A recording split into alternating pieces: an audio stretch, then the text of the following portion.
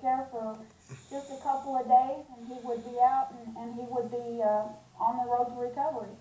Orville Majors denies everything. He insists he was a compassionate and conscientious nurse.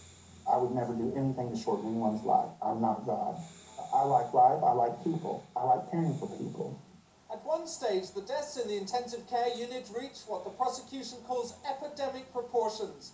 During that period, the police claimed that patients were 43 times more likely to die when Orville Majors was on duty. Tom Carver, BBC News, Washington. Here, almost a quarter of child neglect cases involve parents who drink too much, according to a survey of calls to the National Society for the Prevention of Cruelty to Children.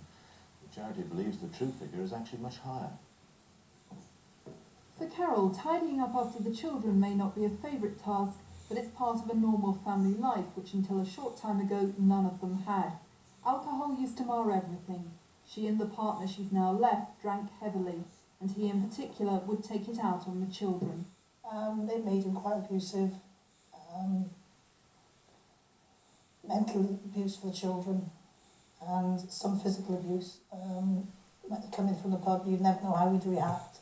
And the children would be very scared. They couldn't move because they didn't know what they'd pick on next and see little things. The NSPCC studied calls to its helpline and found alcohol misuse mentioned in 23% of calls about child neglect, 13% of emotional abuse calls, 10% of calls about physical abuse, and in 5% of phone calls about sexual abuse. You're reporting a neighbour with a drink problem who has care of very young children.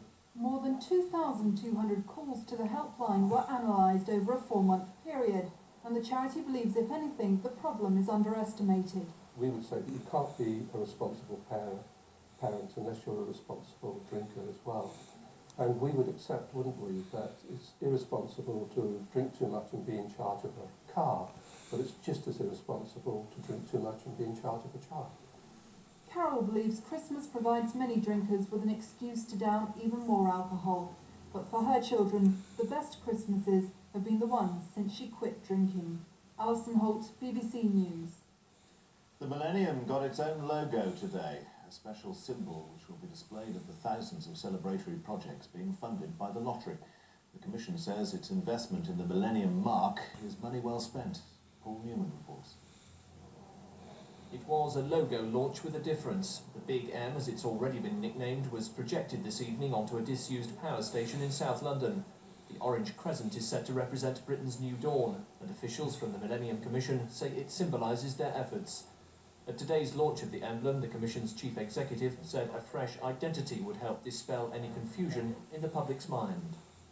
We wanted something which was pretty simple and straightforward, but not boring. And so we've chosen, I think, quite a good design for this.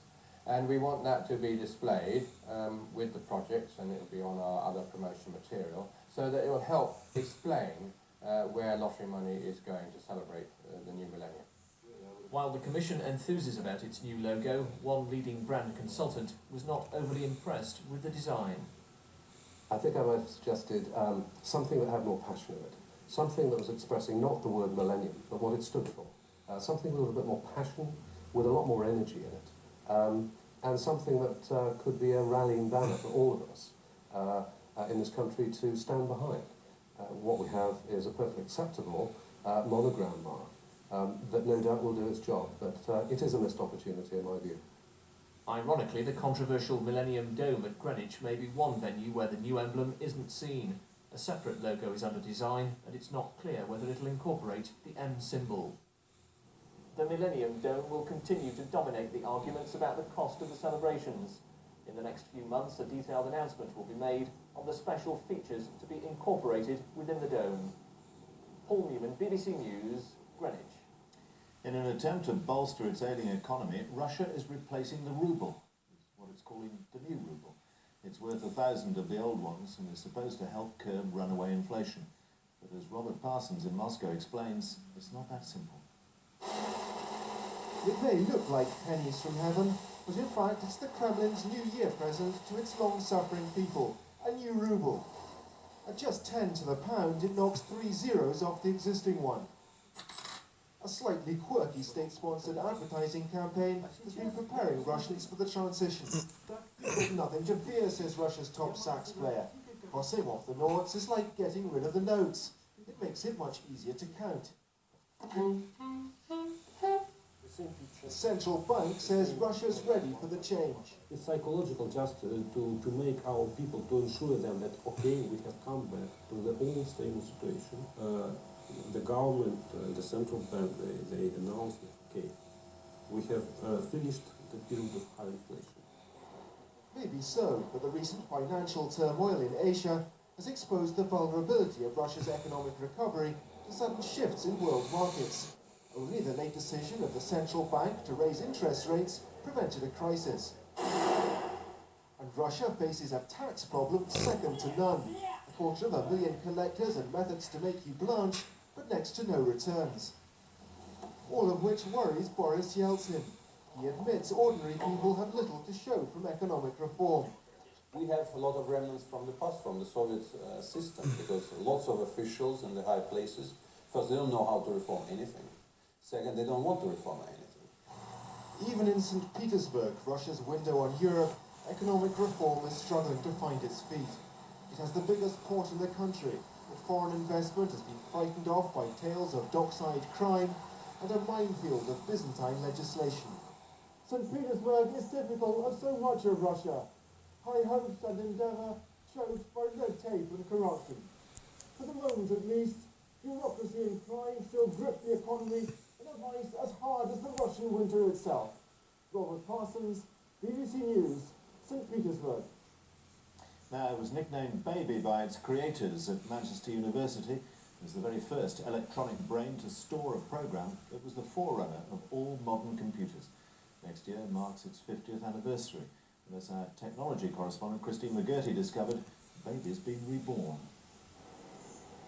Putting the final touches to a machine that bears little resemblance to the computers we use today.